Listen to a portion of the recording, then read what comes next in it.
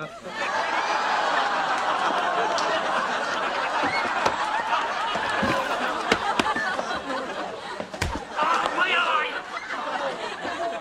to MsMojo, and today we'll be counting down our picks for the top 10 That 70s Show jokes that will never get old. Oh, look at Mr. Handsome taking his shirt off. As if that were something that I would dream about. For this list, we'll be looking at the funniest jokes to be featured in the sitcom That 70s Show. Is there a That 70s scene that never fails to make you laugh? Hang out in the comments and tell us about it. Number 10. I love cake. There's no denying it. When together, Eric and Donna are one of television's cutest couples. While sitting in Eric's Vista Cruiser one night, Donna is uncharacteristically unresponsive. When pressed, she reveals that she's worried about her parents' constant fighting. In order to cheer her up, Eric jokingly offers Donna his, body. Take me, Donna. What? Go ahead, take me.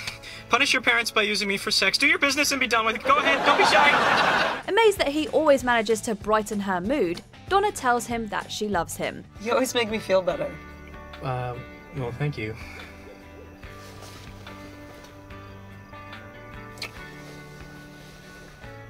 I love you, Eric. Eric, who is completely caught off guard, responds with, I love cake.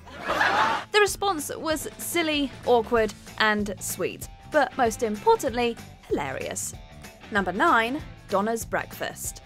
While hanging out in the foreman's driveway, the gang is joined by their foreign exchange student friend, Fez. Having issues at ballet class, Fez is sporting a particularly puffy shirt. After a rather lame insult from Kelso, Hey, puffy shirt guy called, he wants his puffy shirt back.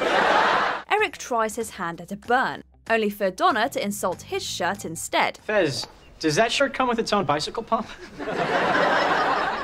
Well, you should talk. That shirt makes you look like a stick of fruit stripe gum. For as cute as they are in a relationship, Donna and Eric can be absolutely vicious when broken up, and Eric proves it with his response. God, what did you have for breakfast this morning? Carnation instant bitch?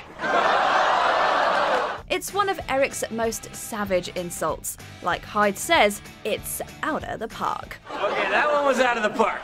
Number 8. Eric and Donna's special brownies. When the rest of the gang leaves them to pay for an expensive meal, Donna and Eric determine revenge is in order. Well, damn it, let's stoop to their level or an even lower level. Yeah.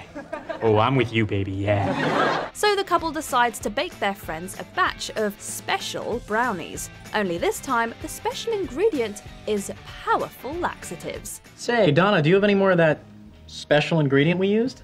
Well, I certainly do, Eric. Chocolate super lax. Cue a frantic race to the upstairs bathroom, where Fez is left in the dust. It gets even worse for him, however, as his girlfriend, Caroline, shows up in hopes of reconciling after a fight. I know. I know. You're surprised to see me, right? And upset. Yes, many things are upset. It's all capped off by Kelso returning and eating another brownie. Well, Kelso, I'm glad you enjoyed it. Oh, I did. What can we say? Every part of this scene is an absolute gut-buster, so to speak. Number 7. Eric's softness. When Eric arrives in the basement with some upsetting news, his friends are naturally overjoyed at the chance to mock him about it. It turns out the girl Eric crushed on at work likes his dad instead of him. She likes red. Oh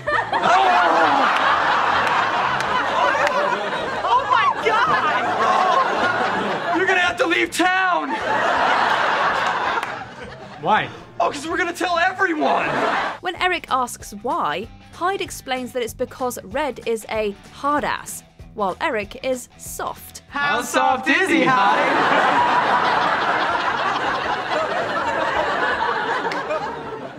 Softer than Liberace at the Playboy Mansion.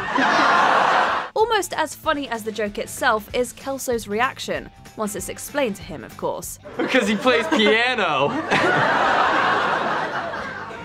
Wait.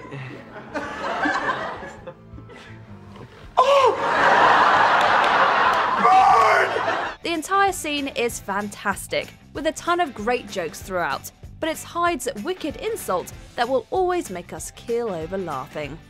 Number 6. My eye! This running gag only appears in a few episodes, but it never fails to get a laugh. It all comes down to Kelso messing with Hyde, which always starts a fight. I love mashed potatoes. Oh, yeah?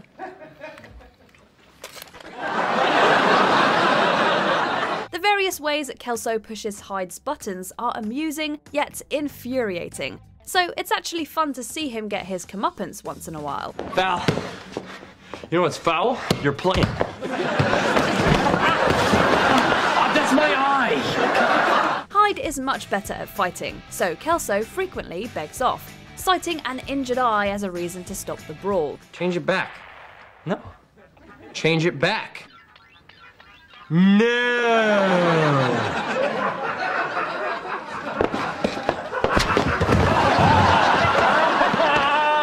My eye! What's funny is that half the time, Hyde doesn't even touch his face. Kelso's one attempt at protecting his eyes doesn't go any better though. Try to get my eye now!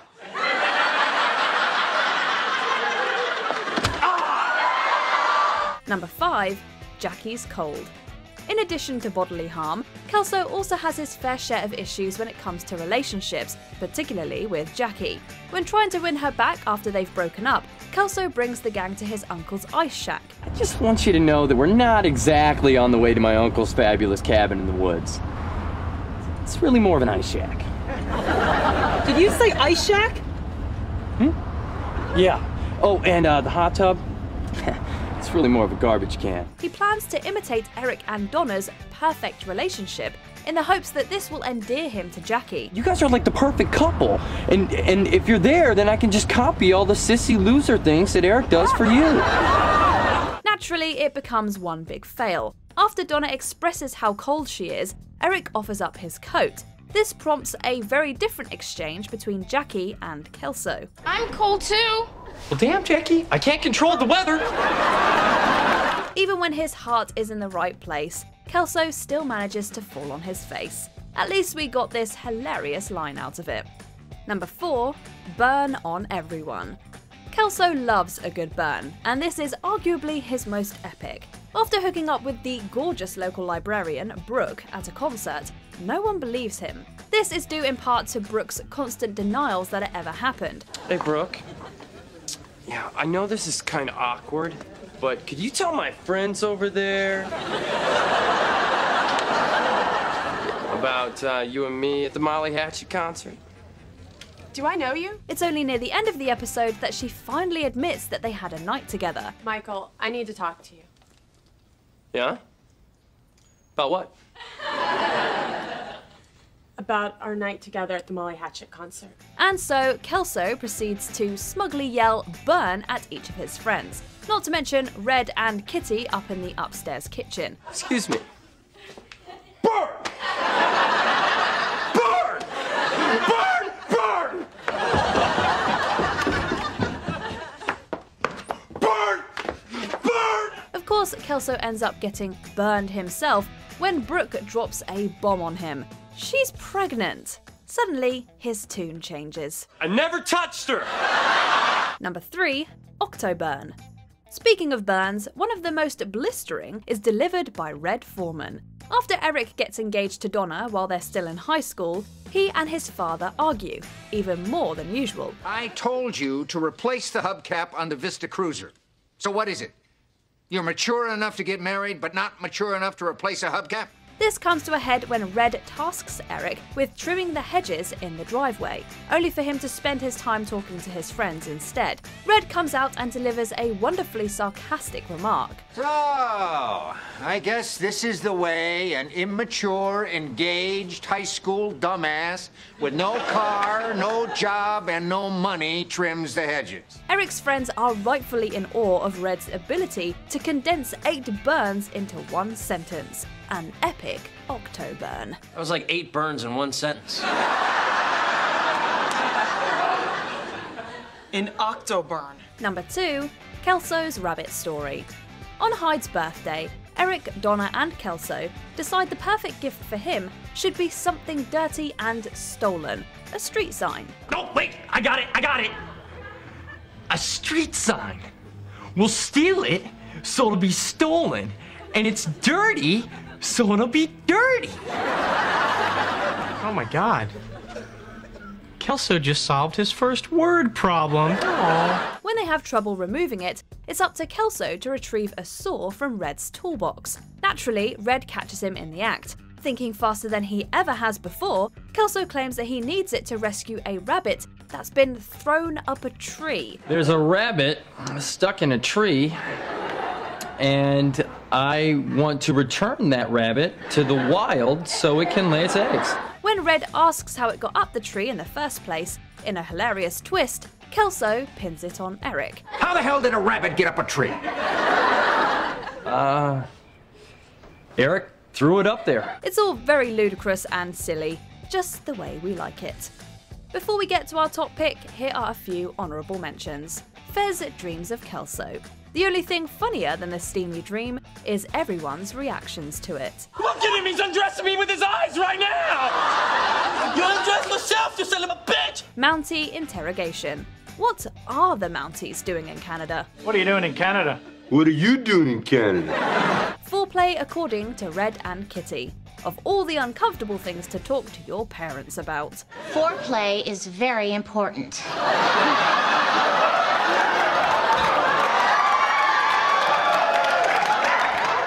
Oh, no, it's not. Yes, it is. A car that runs on water, man. Hyde's favourite topic in the circle. There's this guy who invented this car that runs on water, man.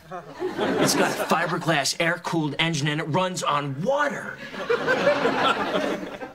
So it is a boat. Kelso calls the White House. It goes exactly as you'd expect. Damn right, it's a threat. It's a terrible threat on the president's life. Before we continue, be sure to subscribe to our channel and ring the bell to get notified about our latest videos. You have the option to be notified for occasional videos or all of them. If you're on your phone, make sure you go into your settings and switch on notifications. Number 1. A god, I say! After partnering with Shelley for a class assignment, Eric enjoys the attention he's getting from her. Eric Foreman, you're just the funniest person I've ever met. No, I wouldn't go as... Yes, I am. Unfortunately, Donna finds another pair of women's underwear in his car. This leads to a confrontation, with Fez and Kelso present to provide commentary. I know what happened. I found these in your car. Panties? Aha, so he admits they're panties. When Shelley denies that the panties are hers and leaves, Donna's mother arrives and reveals that they're hers. Donna! Those panties are mine.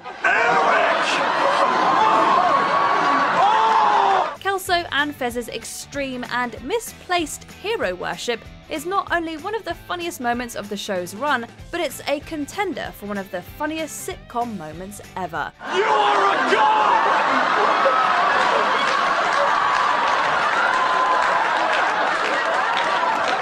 A god, I say! It gets us every time.